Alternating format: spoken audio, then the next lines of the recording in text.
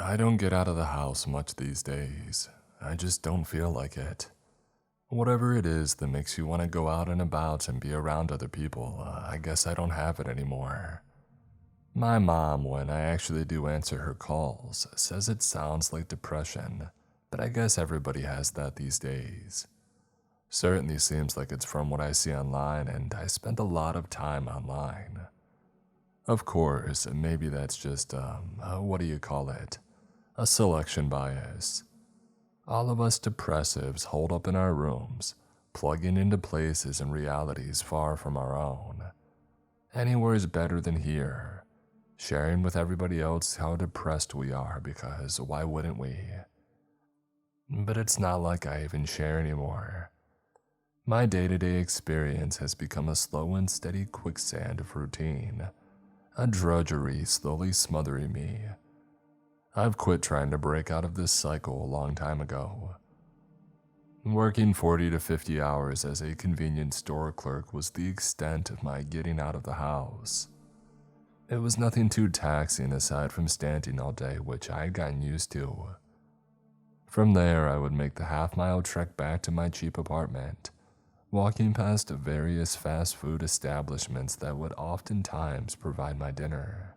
Down the alley with its meth heads on bikes digging through the dumpsters, me clutching my fast food bag or my pizza box, sometimes offering a slice or a taco which they only took half the time because they were often far from hungry and only wanted cash.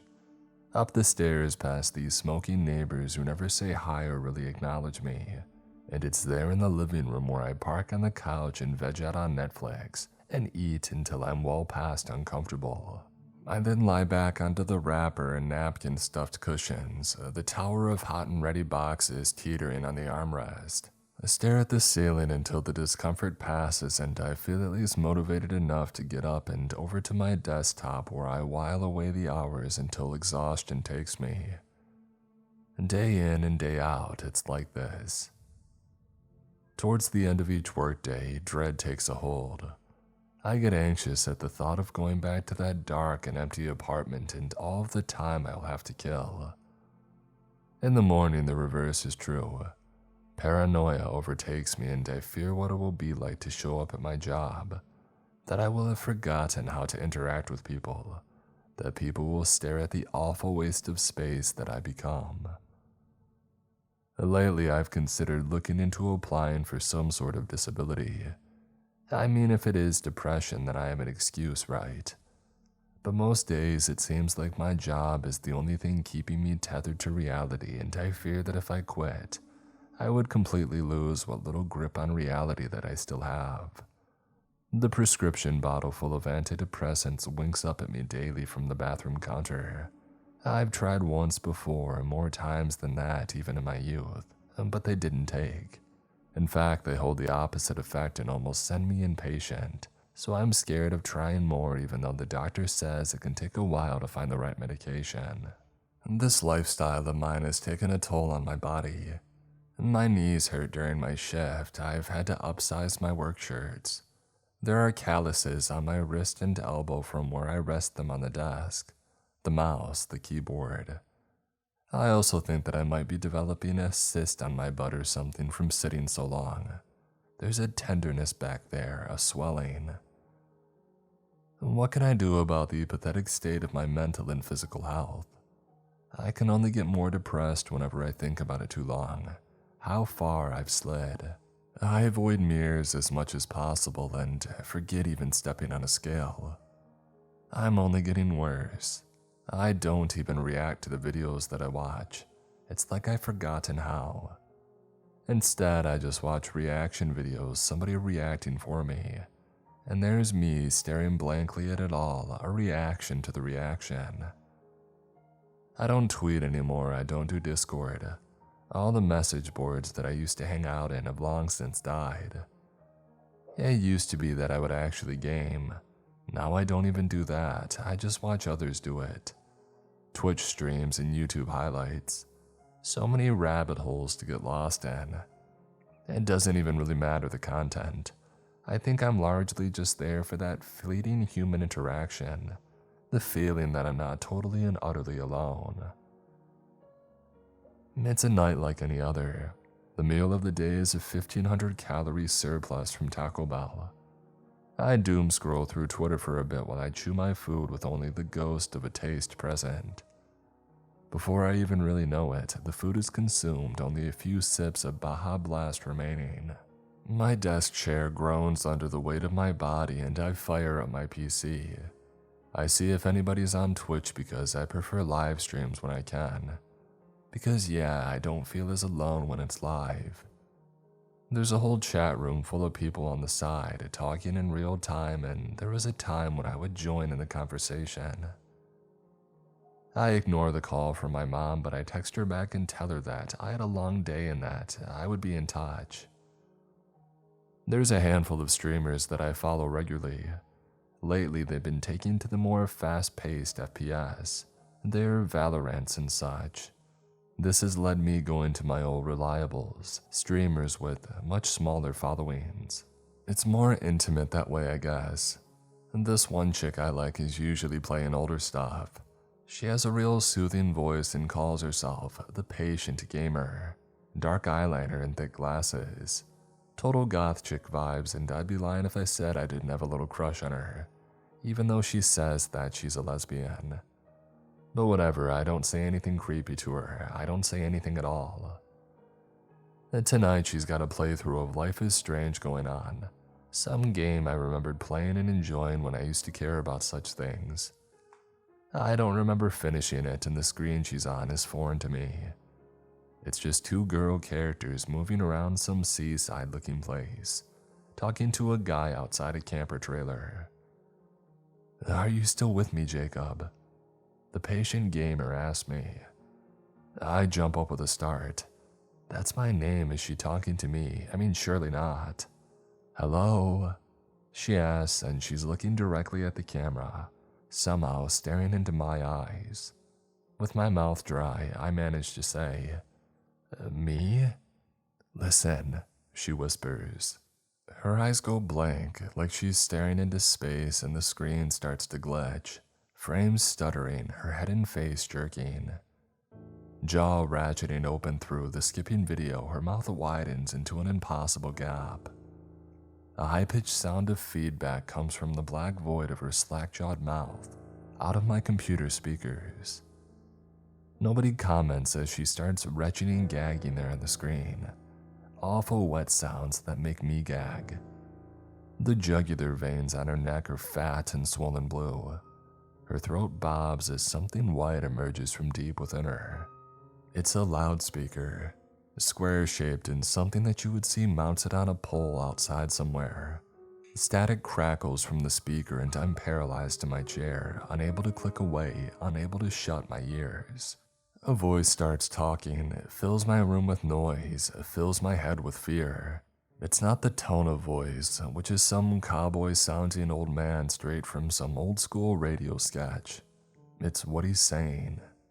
"Howdy, folks. We interrupt your usual programming on this fine and dandy evening with a very special edition of The Rules of the Road.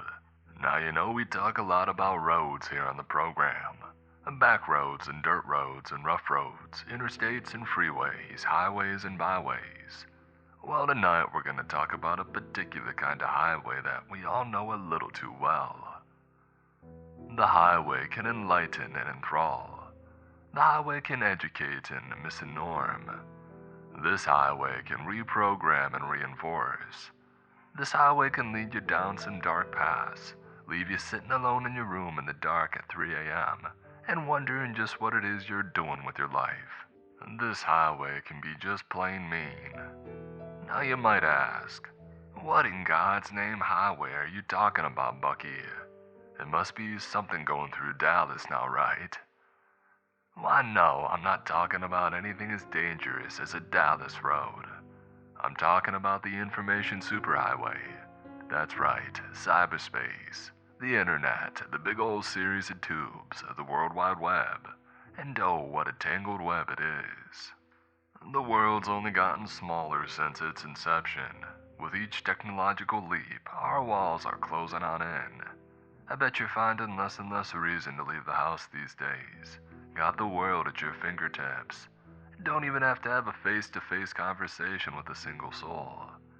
And isn't it great? All that power, all that information, all the collective memory of recent history. I bet scrolling on that you might get a taste of what it's like to be in my shoes. You wish. Compared to where I've been and what I've seen, the access that I've been granted, the internet is little more than a few pages of a phone book. Maybe y'all should sign up for my service provider sometime. It sure is something. Anyhow, on to tonight's rule of the road. If at any point during your journey through the interwebs, you discover some schmuck in the comments section trying to sell you on a load of horse feathers, then you must respond to their comment with a few specific words. Now I'll get to what those words are here in a minute. I just want to make sure that we're all on the same page. Now you know the type of feller I'm talking about. It's the obviously fake commenter looking to scam you in some form or fashion. It's always Mike Whiskey in New Jersey and he's just won the lottery and he's feeling extra generous and wants you to contact him with your info so that he can spread the wealth a little. Or it's Janet Pfeiffer from Grand Rapids and she's making $6,500 a month working from home as a stay-at-home mom and she wants to tell you how you can do it too. I believe the first part is getting knocked up, but I digress. Okay, so now the next step is to respond to the scheming scammer. You must respond with, "Hey, that's very interesting, but your money's no good here." They will eventually respond with a website link. You must go to that website. You must watch the grainy black and white video within. You must bear witness and feel the sinking feeling down at the bottom of your stomach, your rising heart rate, a mixtape of the worst moments of your life. Lick the screen and taste the salt of their tears through the glass, but you already have. It's a taste you will always be familiar with. Now I know what you're gonna say. You're gonna say, "Oh, Bucky, it's Internet Safety 101. You never engage with these devils. They'll hack your information, steal your identity. Your car is gonna get repoed. You'll have to declare bankruptcy, and before you know it, you'll be living under a bridge with a brand new name. Your cat won't even recognize you. No way am I going to respond to these yahoos." And to that I say, fair enough. But if you don't, well, these so-called yahoos might pay you a little visit. And I must warn you, they don't take kindly to being ignored. Well, that's all I got for tonight. Hope y'all are doing well out there. Hope you remember to blink every now and then and stretch your necks and adjust your seated position so that you don't get a bed sore. Why don't you step out and get some fresh air? Actually, better rethink that. It is a scary world out there, much safer online. If you're not out on the road, the rules can't get ya, ain't that right? Stay alert, stay lively, stay lonely. I'm Buck Hensley, and these are the rules of the road. The screen flickers. So, I'm gonna go over to this room. The patient gamer says, staring at her computer screen. Her mouth is back to normal, the chat room flows on with innocuous comments. Nobody's mentioning the fact that her jaw unhinged with her chin on her chest and her forehead is staring at the ceiling, a speaker jutting out of her mouth. I close the browser, push my chair away from the computer. Outside of my little porch of the upstairs landing, I lean on the railing and stare out at the quiet parking lot for a very long time. Because of where I'm posting this, you can probably guess what happened next. The next few days passed without incident, and it wasn't until the weekend that I saw anything. Most of the time I was avoiding the comment sections like the plague, averting my eyes during video game streams. I quit watching the patient gamer. I couldn't stand to look at her and revisit that memory of her hideous, outstretched mouth. I mean, what if it happened again? I'm watching some bloke doing a half-like Black Mesa playthrough when I see it. The comments and the chat are scrolling by with the usual stuff. Slayer91 says, "One shot, you must got it on easy mode." Bananagram keeps begging the streamer to autosave, saying, "You're just showing off at this point." And then a user known as JoelKicks37 types out, "You've been selected. Want $100 to Costco to spend on back-to-school supplies. Click here." My initial thought is to close everything down and just leave, but I'm in this thing now. I have to respond. I at the Joel guy and I type out what I'm supposed to. I tell him it's all very interesting, but that his money is no good here. And JoelKicks37 responds to me with a winky face. He follows this up with a link to a website. It's some obscure jumble of letters and numbers, but it's a definite clickable hyperlink. The mouse is slick with sweat under my palms. I hover over the link, ready to click. Click it. JoelKicks37 types out. And I do. A media player window fills my screen. There's a big triangle at the center, the universal signal for play. Snowy static swarms over my computer monitor.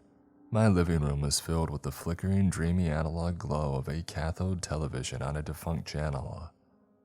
And then the images start to play. Impossible images. Nobody ever had a camera with them when these things happened, but it's like they did. The voices, the images, the sounds, they're all accurate. The phantom cameraman whipping the camera's eye around and getting up close and personal with anyone and everyone. A highlight reel of the worst moments of my life. The mama bird flapping around the nest frantically, her chirp strained with distress. The naked pink baby bird with the solid blue eye, mouth gaping as the life was squeezed out of it, but kept alive long enough to be placed in a half-full Gatorade bottle.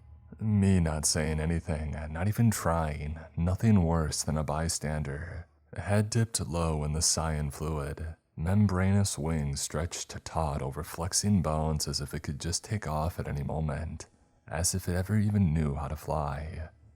And I guess it did have one first and final flight. The bottle was punted to the other end of the field where it disappeared into the brush. The way his laughter had an edge to it, an edge sharp enough to cut a wound so deep that it took years to fill it in and forget. Why couldn't I have saved it? Why couldn't I have tried? Oh. The grass on the back of my head and the rough fingertips with the bitten down nails prying my eyelids open. My eyes staring up at the autumn blue sky because they had no choice but to do otherwise. Getting irritated and dry and begging for moisture when maybe they should have begged for something else. Because the moisture, it was coming. His cracked, chapped lips he was always biting pursed out, the phlegm oozing in slow motion towards my pried-open eye. The other heads clunking together to get in on the action, shoulders and hair pressed up close in a huddle. Unable to scream because if I opened my mouth, I guess where all that saliva would end up. And then I was somewhere else. The smell of mothballs and Lysol and shit and piss. The weathered old hands, devoid of any padding or life, papery skin draped over every visible tendon and blue vein. While my mom stared out the nursing home window with tears in her eyes, they reached out from under the quilt, blindly groping for anyone, and she found my wrist. I saw my own frightened face for the first time, saw all over again but from different angles. The rasping, toothless mouth flapping at me in a dying fish, death knell delirium. Finally an escape. They said that I would find my own people in college. The lecture hall was full of strange faces and they all seemed to be staring at the camera as it made its way down the aisle. No seats here, keep it moving, buddy. That's what their faces told me. The panic rising up in my throat and my heart racing as I had to excuse myself to sit in a stall in the public restroom into the past. And it only happened each and every day. They told me that they didn't take attendance in college. I just had to show up for the test and that I would be fine. I could study on my own. I holed up in my dorm room for days and never talking to a live human for long stretches of time. Academic probation and second chances until I finally withdrew and went back to my mom's house defeated. Tears are streaming down my face and I'm dry heaving sobs between my fingers. I know it's coming and I don't want to see. A few kids up to no good but nothing too illegal. Just some firecrackers in the vacant lot where we used to play. The bottle rockets and the Pringles can seemed harmless at the time, all bark and no bite. Staccato explosions bouncing harmlessly off the dirt, until the wind caught the cigarette lighter's flame and whipped it back onto my thumb, and I yelped and flailed my arms, knocking the can down at an angle, and the fuse lit. The rocket fired toward the neighborhood, the roofs of all those houses, and we ran away in mischievous glee, like nothing could ever catch us. The camera moves down an empty street in a quiet afternoon, its operator breathing heavily into the microphone. Off in the distance you can hear sirens. Huge billows of smoke roll out of the small wood-framed house, orange flame licking the roof. The fire roars and rafters fall and sparks fly. I can't take it anymore. I pick up my computer screen and I hurl it across the room, its cord dragging the tower halfway across the desk before it disconnects itself. It doesn't matter, it doesn't matter, it doesn't matter. That's what I tell myself as I pound my head on the desk, smearing my tears and snot all over the surface. I'm referring to the facts as presented on the impossible video recording, what I couldn't watch. I'm referring to the fact that I didn't follow the rule to completion. I'm referring to the entirety of my miserable existence, whether I keep breathing or not. It doesn't matter, it doesn't matter, it doesn't matter.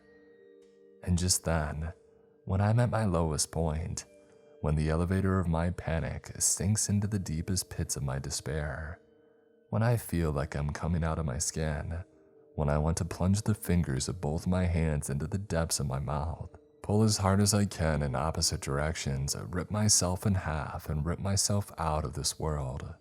Just then, there's a knock at the door. I need your help, guys. Should I answer it? It's innocuous at first. It's the shave and a haircut of polite rapping knuckles. Yet soon it grows more insistent. The meaty thud of someone hammering away with the side of their clenched fist.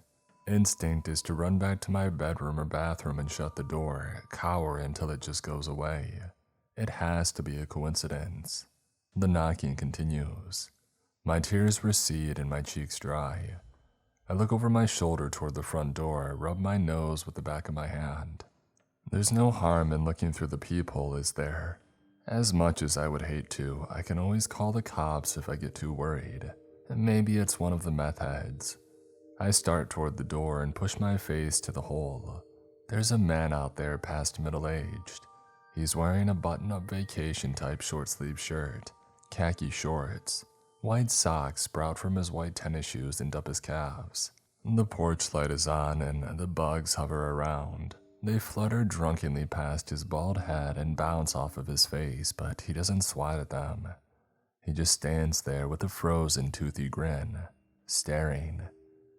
He pounds on the door again. I outweigh him at least.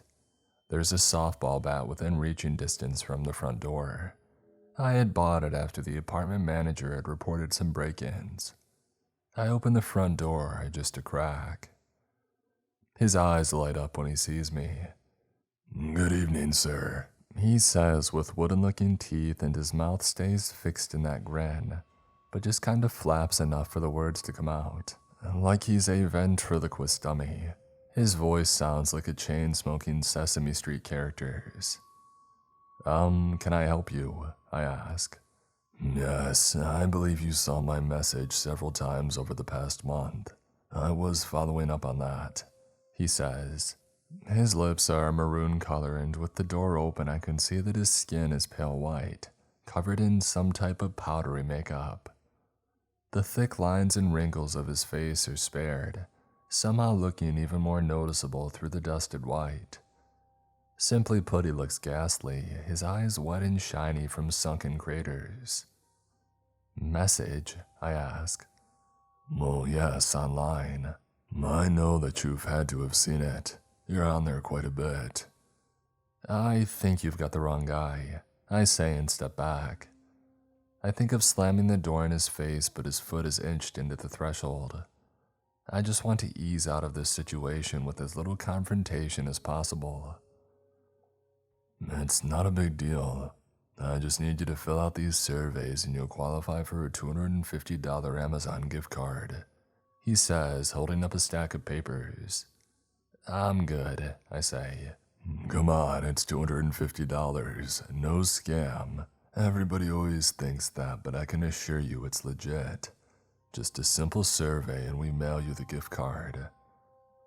I notice that he has a smear of barbecue or tomato sauce at the corner of his lip. Do you routinely do this so late at night? I ask. I don't know, do you routinely eat so much disgusting fast food? He says back, looking over my shoulder and into my living room. The crumpled up bags peeking out from under the couch, the tower of pizza boxes. God, how do you live like that, you absolute slob? His voice drops an octave at the last words. For the first time in our conversation, he's no longer smiling. His eyebrows have dropped down. He glares and I'm scared all over again. I want him gone. Whatever, I say and take the papers out of his hands, bark goodnight to him and slam the door. Looking through the peephole, I see him skip down the stairs. He disappears into the dark of the parking lot, the top of his pale bald head the last thing that I see. I frisbee the stack of papers onto the pizza boxes, swear that tomorrow I'm gonna finally clean up the piles of trash that have infiltrated my living room.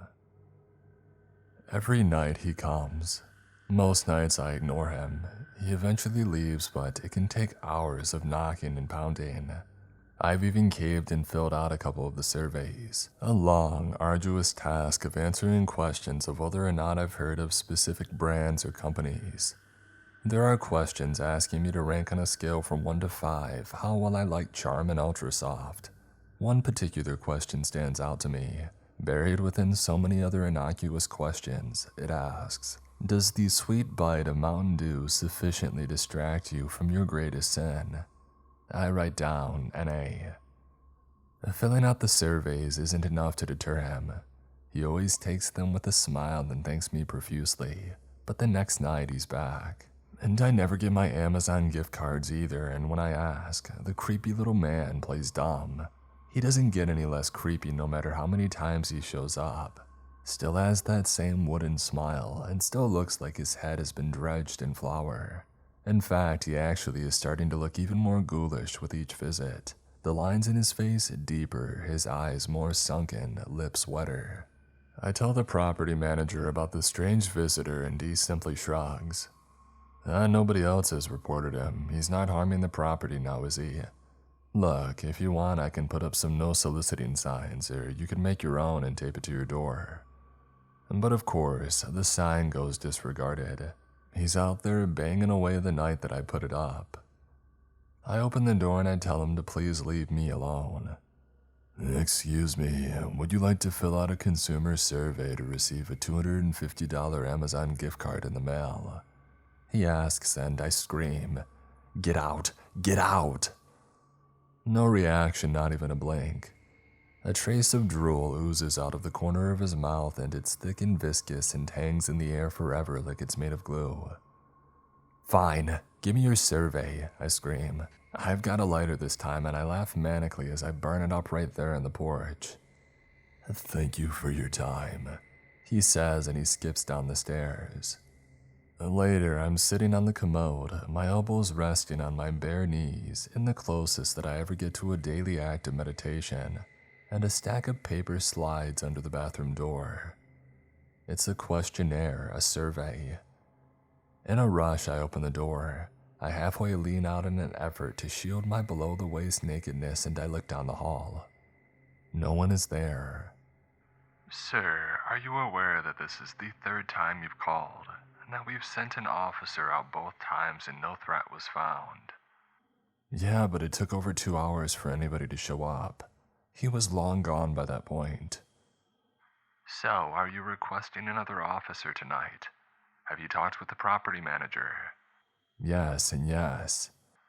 Do you have any evidence of this alleged trespasser? A name or surveillance footage, or maybe you've taken a picture of him the last time that he was there, like with your phone? I tried that and it came out all squiggly, like he was a scribble of a person. He must be wearing some sort of camera blocker, something that scrambles the phone's signal or lens or something. And this is the same guy, the one from the dark web or something, that came about because you didn't follow a rule from a rogue broadcast on your video game stream. Yeah, I know how it sounds. If the responding officer has reason to suspect that you are experiencing paranoia and or a danger to yourself or others, then there's a possibility that you could be detained under an emergency order for a mental health evaluation. Are you aware of this? I am now. So I ask again, do you need us to send an officer? I think I'll be fine. Okay then, call us if you need us. Good night. It's gotten to where I'm scared of closed doors. If the door's already open, there can't be a knock, right? I know shit with the bathroom door open, a development in a long line of developments in a life of solitude that I suppose was inevitable. For the next few days, I sit in my living room with the front door wide open. The fresh air is actually kind of nice. I don't know why I didn't do this more often. Through some furniture rearranging, my computer desk is now angled so it's facing the door. I keep one eye on my screen and the other on the doorway. The softball bat rests on the floor by my feet, at the ready. For several days, he doesn't come. It's like I'm daring him to appear there. Eventually, I let my guard down, get more absorbed in my videos, stare at the screen with both eyes. There's a flicker of movement in my periphery. He stands at the threshold, smiling, papers clutched in his hand. "Evening," he says in that awful voice. "Get the heck out," I yell, pointing the bat at him like I'm Babe Ruth calling my shot. "Can I interest you in an Amazon gift card for the simple task of filling out an easy survey?" He continues unfazed. I'm standing up and crossing the living room. "Or perhaps you would like a hell of a deal on some life insurance. You know, she wished that she had had that when the polyester nightgown melted to her skin. You should have seen the way it bubbled and merged with her thigh, the way it peeled off." The softball bat clings off his bald head and he doesn't even raise his arms in a defensive posture, just lets it come. He's a puppet, he's not real, we're all puppets. And he sinks down to the landing of my balcony porch, the blows still striking his head and neck and shoulders. "But you should let me finish," he tries to say through busted lips and broken teeth. But I keep swinging, blinded by an insane fury, the front of his head crumpling in. The aluminum bat rings off concrete and vibrates my arms. It's just me out on the porch, swinging away at the empty ground. My neighbors lean out on the balcony railing, looking over at me with strange looks on their faces. There's a thin girl with dusky skin and dirty blonde hair and dark circled eyes, and a stocky guy with a flat-billed baseball cap and a chin-strap beard. "You alright, bro?" the guy asks. I look around frantically. He was just right here. There's no trace of him now, not even a drop of blood. It must have been a hell of a spider. I live and let live with these little things, but you do you. They help with the roaches, you know. I know what it has to be. I've reached a tipping point with my mental health. I can't be sure of anything. All that self-isolation at home and minimal human interaction, it's finally driven me insane. It must be some sort of depersonalization, derealization disorder, and now I'm finally hallucinating things, people from the internet. People from the internet are all that I ever know anymore, only natural that they would start to manifest. Maybe I do need to be taken in. I haven't gone into work in 6 days. I've simply no-called, no-showed, and I've had 17 missed calls from them and 21 missed texts. The only allowance I've made myself is that I've responded to just enough texts from my mom so that she doesn't contact the police for a wellness check on me. If I were to hear them knock on the door and respond in all the ways that I have to my current knocking tormentors, the outcome would likely be disastrous. But it doesn't matter because he's quit knocking on the front door ever since the softball bat incident. From a bedroom window, he raps on the glass. that grinning face in the dark. His voice calls to me from the air vents. Soon it's not just him. Soon the others start to come too. Boo. A dry, raspy voice whispers from the drain in my kitchen sink. I lean my head closer. Boo. The whispering continues. Boost your credit score with these 6 simple tricks. Just write your social security number on a receipt. Slide it down the drain. I poke a chopstick down the drain and meet a spongy resistance, something that pushes back. The chopstick clatters in the sink as I jump back like I'd just touched a hot stove. One knock on the door is a guy in a tailored suit. It's late when he comes and his sunglasses are darker than the dead night around us. It doesn't matter that he's wearing sunglasses at night like that old song. It doesn't matter because I'm willing to bet there's nothing behind those shades. Empty eye sockets are endless voids into black nothingness, I'm sure. Sup, dude, he says. I'm offering some exclusive secrets on crypto and I need you to not pass up on this offer. I say. Look, I can understand your skepticism, but look at you. He gestures toward me and then back to himself. Now look at me. With crypto, my future's so bright that I gotta wear shades. I am mildly intrigued by the appearance of this new individual, but yeah, it's more spam stuff. So far, these things haven't ever touched me. At the moment, this new development is nothing more than a novelty in it. Who are you supposed to be? The spam commenter of Christmas future? I ask. Hey, he says, chill it with the wise guy stuff. Last time I looked, I'm the guy swimming Scrooge McDuck style in the currency of the future. And you're the fatso in his apartment, eking out a pathetic existence. Do you really want to live this way? Come with me and I'll show you the way.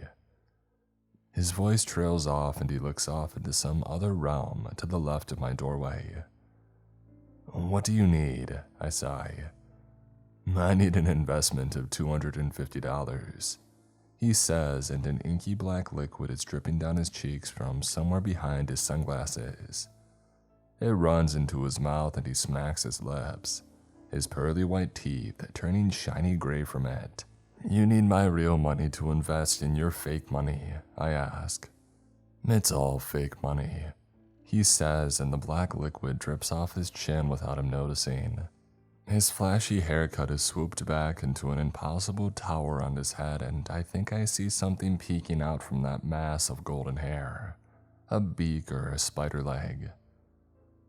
While I'm out of a job, I'm gonna need all the fake money I can get. Where we're going, we don't need jobs.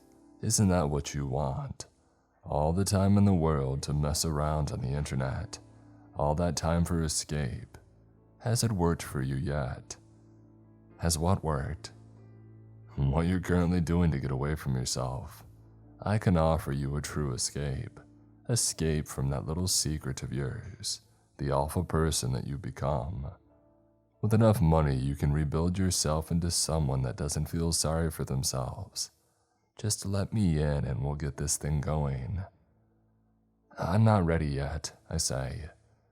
Think about it, he says and slides his middle finger under his sunglasses, pulls something out and he hands it to me. It's a business card. All that's on it are a few words in languages and symbols that I've never seen. He flashes deuces at me, gives a nod, and saunters off down the steps and into the night. They are relentless.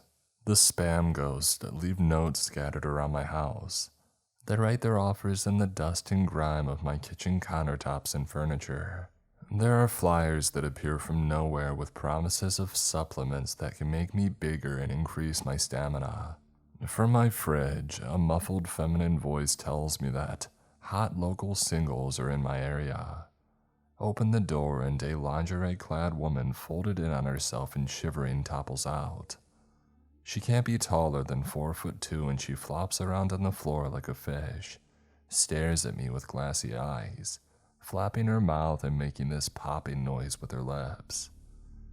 I scream and stagger backwards out of the room.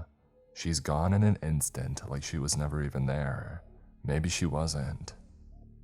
There was the man in the mechanic's overalls with the expressionless face and glazed over plastic eyes of a crash test dummy who warned me of my vehicle's expired warranty, who said that it could be fixed if only I gave him a vial of my blood. The rusty needle entered my vein and my blood swirled into a green cylinder. How could I forget the 50s housewife with a blood-splattered apron and a butcher knife, and a black eye who said that it didn't matter that I no longer had my convenience store job, that I could make $3,000 a month from home if I signed up for her nifty calling service. I slammed the door when she handed me a corded phone with a voice on it that hissed at me that ending myself would never be enough. What about the man in nothing but yellowed briefs who offered a cure for all the pain in the world? He was covered in sores and said that he had never been healthy. Said that I only had to drink from the brown bottle that he had wrapped in a brown paper bag. He told me that the doctors hated him because of this knowledge and how he was cutting into their bottom line. Told me this as he picked a scab from his cheek and spit a broken tooth out into my apartment. And there were the voices. Oh, there were the voices. They bounced around my apartment and into my ears and brain. Whispers in conversational volumes and angry shouts. You are worthless and you deserve this, and many people in much worse situations than yours have picked themselves up and dusted themselves off just fine. Never in the history of man has somebody done so little with so much, and it's because you're worthless. Oh, boo-hoo, you were bullied. Should have used the fighting tips contained in my pamphlet, How to Be a Confident Alpha Male. And maybe it's not too late, and just took 3 easy pavements of 1999 and the rotten tree stump in the vacant lot behind the apartment complex. You say you're shy and anxious around people. Baby, sack up, it's just sweaty palms and a racing heart rate. There are people in the world that don't have clean water, and you're worried about what? Somebody's gonna look at you funny, or you're gonna say the wrong thing or stutter a little bit. Nobody cares, and nobody even remembers you. Nobody even thinks about you. Better yet, why don't you just stay in your apartment because you should be tucked away where nobody can see your fat, disgusting self. Because nobody's even going to miss you either way. Jesus Christ, take a walk for Pete's sake. Download my podcast and learn how to not be such a loser. I yelled back to the voices and shut them up for a while. I covered my bedroom windows with tinfoil. No faces could peer at me through the glass. And ditto for the bathroom mirror. I put salt around every doorway and threshold and finger paint crucifixes with ketchup packets all over the walls of my apartment. Cotton balls stuffed into my ears and wrapping my arms around my knees and rocking back and forth in the corner of my room with my overturned mattress as a barricade. They'll never find me here. Peace at last. Famous last words. With my face buried into the dirty carpet, I try to smother the moans and cries of my overwhelming pain. My throat is dry and ragged from begging for the sweet release of it all. Why don't I just leave, just walk out the door and get some help? I don't know. I've asked myself the same question and I can't come up with a good answer. I think it's because maybe I deserve this. I think it's because it all feels like a dream, a nightmare, yeah, but something that I just have to let pass. Some force keeps me from getting up and walking outside my front door and into the sunlight. It's not like this is an alien sensation. I felt it time and time again, even when I was back working. On my days off when I stayed in bed all day and could not will myself to get up. With each day, I have less and less energy. I'm one step further from reality. I'm a few frozen burritos and a couple of packets of ramen from having to leave my apartment. But I can't go outside, that's where they are. So in my apartment, I suffer. I suffocate in the silence and solitude. I suffuse into the carpet, unable to get up from the floor for hours. My stomach hurts, my body hurts, my head hurts, my skin hurts. I text my mom. I need some space right now, I'm getting help soon. I can't let her see me like this, I can't let her know, I can't be a burden. I let my cell phone die and I don't get up to charge it because I don't get up at all. Not since I had chewed up half the bottle of antidepressants from my bathroom, passed out and woke up in a pool of vomit. My hair is a greasy, matted mess, grown long from the 4-guard clipper trim that I usually do over the bathtub, the haircut that I haven't given myself in weeks. My clothes have to reek, but I wouldn't know as I've long gone smell blind to the stench of the apartment in my filthy body. My stash in and out of the detritus of Chinese takeout and pizza boxes. The last pizza I've ordered has sat on the porch for days, trampled by my frequent solicitors. Fine, I'll call 911 and tell them what's going on. I don't care if they come to take me away, lock me up in an institute. I'm locked up here as it is. But yeah, the phone is dead and I can neither find the knowledge or energy to figure out how to get it charged. Footsteps walk around me and they pay me no mind. Maybe they know their work here is done. Maybe they know that I'm too pitiful to even bother with. When you're so low, even the ghosts feel sorry for you. It sounds like a country song, I think, and I chuckle out loud. That chuckle is the tiny snowball that sets off an avalanche of hysterical laughter. My face doesn't know what to do with this foreign smile spreading across my cheeks. My ears can't register the sound of joyous laughter. I realize that I'm alive, and if I'm still alive, then there's still a chance. I'm rising up from this filthy floor, up from this downward spiral, up from this bottomless pit. I'm on my hands and knees about to push myself to my feet, and that's when I hear it coming down the wall, a high-pitched whine. The squeaky wheel from the little one-handed dolly that a green oxygen tank rides in behind her. The ashy vision of her emerges from the shadows, a cherry ember glowing in the region of her face. A blast of cigarette smoke envelops me and I'm back down to the ground gagging and coughing. It's like all of the smoke of a packed casino has filled the space of my apartment. The whine grows louder and she stands over me as I curl into a fetal position.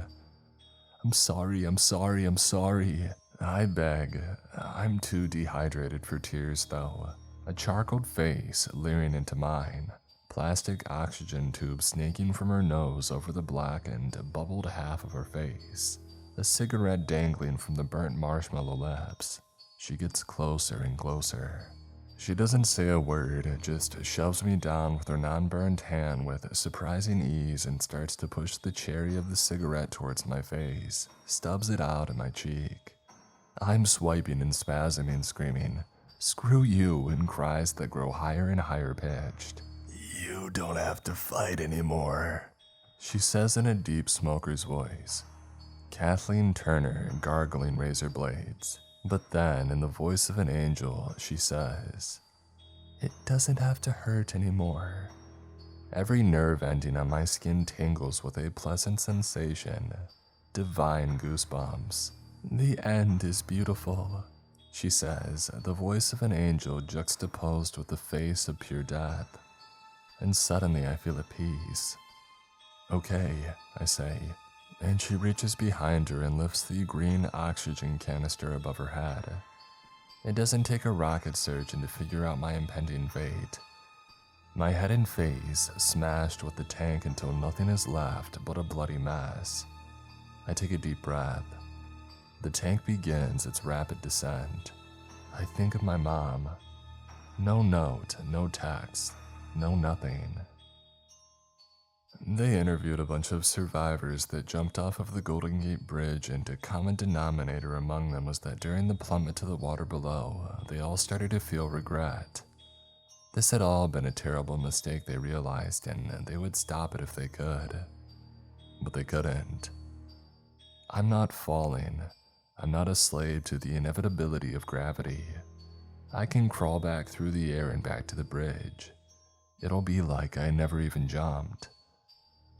I roll to my left and the tank slams on the carpet right beside my head. I'm squirming toward my front door, not even looking back. Behind me, she howls with rage. Blustery clouds of cigarette smoke fill the apartment, whooping around in a gale force wind, a nicotine-stained tornado. and I'm on my knees and I'm on my feet, and I feel the tank pound into my hip as I struggle with the door. Scorched skeletal fingers tear at my shirt and I burst out into the night.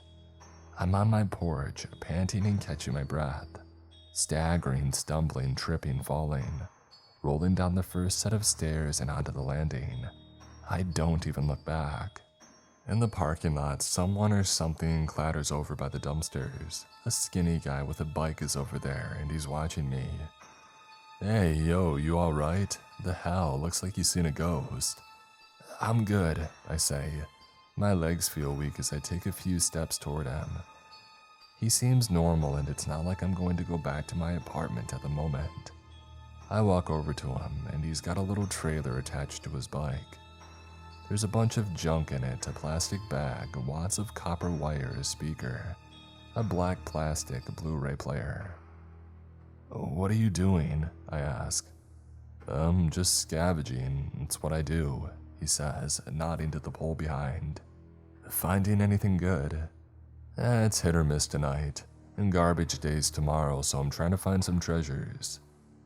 "Look man, this is gonna sound weird, but do you have a home?" "Why, are you offering up a place?" "No, I'm just wondering if it's cool if I hang out here for a bit. I could help you or something." "The old lady kick you out?" he asked with a smile. He's missing one of his upper canines, a black gap in his grin. "Yeah, something like that. I'm not going back in there," I say, gesturing at my apartment. "A guy like you, ain't you got some place to go?" He sizes up my appearance and lets me adjust under the streetlight. He realizes that he's misjudged. "Shit, you are looking rough. Yeah, you can hang out." We make our way around the apartment complex, stopping off at the dumpsters. The next few are busts, nothing of value or interest. He doesn't ask him any questions while he works. He's too focused on the task at hand. His name is Bobby, and he says that he's been living this way for a few years now. After this, I follow him a couple of blocks down the alley to a vacant lot behind an auto repair shop. At the back of the lot, next to a fence, is a tall grass surrounding a scraggly tree. A blue tarp hangs from a branch, forming a makeshift tent. "You sure you don't got nowhere to go?" Bobby asks again. I realize that my phone and wallets are back in my apartment. I'm not going back there tonight. I really don't have anywhere to go. Old lady said she'd call the cops, I say. "Alright then," he says. He lies on a spread out sleeping bag behind the tarp. I recline on a flattened out patch of grass with a dirty sweatshirt as a pillow. It's the soundest sleep that I can ever remember. My mind turns completely off as soon as my eyelids close. No dreams, and I awaken to bright sunlight and the roar of a lawnmower off in the distance. If there's no home or no apartment, then there's nothing to haunt, right? It's places that get haunted, not people. Or so this is what I've come to believe. I finally did what you guys have been trying to get me to do, what maybe the spam ghosts have also been suggesting. I laughed.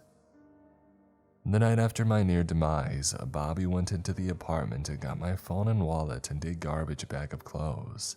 I let him take whatever was left that was salvageable, including my desktop, monitor, and TV, and we pawned it all and split the money. Bobby, he shows me the ropes of the lifestyle that he lives. Shows me that you can get free breakfast over at Food and Shelter. Powdered eggs, oatmeal, and toast for it. Bacon on Fridays too. The only cost is having to have somebody read the Bible to you every now and then. They have showers that they let us use too. He doesn't stay in the same place for long, and with some of the money we buy a couple of tents and sleeping bags, and we move out to a large encampment down by the river, under the large interstate bridge. There's a community of sorts here. Lots of crazies, lots of addicts, and lots of drugs. Everybody down here is lost in some form or fashion, so I fit right in. Bobby, he tells me that he's clean. I even attend an NA meeting with him one time, but I guess at the river he gets triggered and I see him duck off and hit a pipe on more than one occasion. He starts acting differently, always messing with his scavenged junk. He takes apart worthless electronics then puts them back together again, his hands tweaking the whole time. Soon he disappears and I don't see him for a long time. There's music at night and campfires, and sometimes somebody's grilling something and sometimes they share. Sometimes there's a case of beer for everybody to partake in. The hardcore people have their own hoarded jugs of liquor. This guy Mudcat who stays a while, he catches several behemoth catfish with his bare hands. I'm talking the size of border collies. He hoists them over his shoulder, and that evening we have fish. It tastes like dirt. All this walking around and different eating, I start to lose weight and have to get some new clothes from the Salvation Army. I tell my mom that I'm on a new diet and exercise program and that I'm getting good results.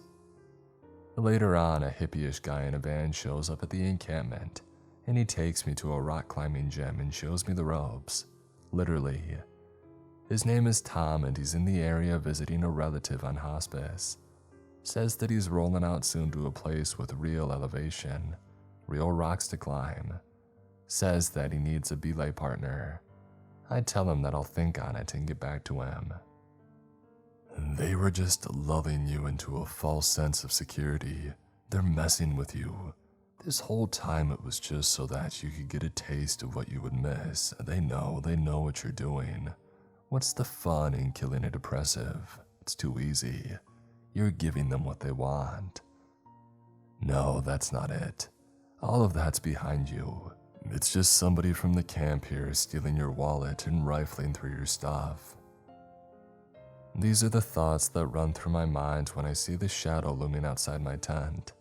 Somehow the mere presence of it awakens me. Or more disturbing, it's been standing out there for a very long time waiting for me to stir. How does one knock on a tent? I don't know, but a wooden knocking sound emanates from the zippered entrance. Hello? Hello, it's me again. I know that you're in there. How could I forget his voice? I don't say anything. Open this tent or I'll burn it right up, the voice says with a mean-spirited laugh. Okay, I say, making my way towards the flap. From my low vantage point, I'm greeted by the thick white tennis shoes, these socks hiked up blue veiny legs. I crawl out and stand up, and it's the first visitor, the guy whose face I smashed with the softball bat. Hello again, sir. Glad to see you. How are you doing? He asks, jovial and cheerful as he's ever been, face frozen like always. Defeat fills my veins. I can't think of anything to do other than cooperate. There's no way to beat these things. I start to say, fine, but he cuts me off. I'm here to tell you about some huge Medicare savings on your home medical equipment. What? Medical equipment for the home. You know, like hospital beds, bedside commodes, oxygen concentrators, portable oxygen.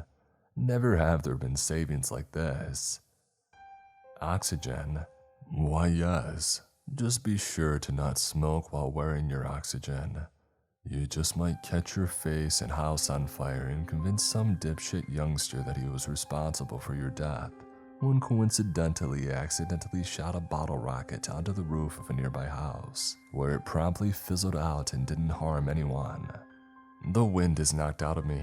My legs are jello. I try to speak, but no words come. By signing up for this supplemental plan, you will get huge savings by entering into a network of quality physicians. He continues. Are you telling me? My knees are on the ground, eyes exploding with hot tears. Shh, he says, pushing an ice-cold finger to my lips. He places his other hand on my head. I just need to ask you one more question. I can only choke out a sob in response. How do you feel about the recent quality of food at Arby's? Is it the same, better, worse? I haven't been in a while. What? Option D, I understand. Thank you for your time, he says with a bow and tromps off into the night. So, this is Colorado. I say more of a declaration than a question. It hasn't been that long since we passed the state line coming out of Kansas. Through the windshield, I-70 stretches across a slightly crumpled flatness. The sun is blinding and setting in the west. I can't see the mountains. Yep, Tom says. I figured the Rocky Mountains would be a little rockier than this, I say. But Tom, he doesn't catch my reference, doesn't take the assist, only responds. You usually can see 'em. Frickin' sun. In my pocket, my phone buzzes, and I answer. Hey, Mom. Oh yeah, I just crossed into Colorado. No mountains yet. Yeah, actually, yeah, I think I'm feeling pretty good.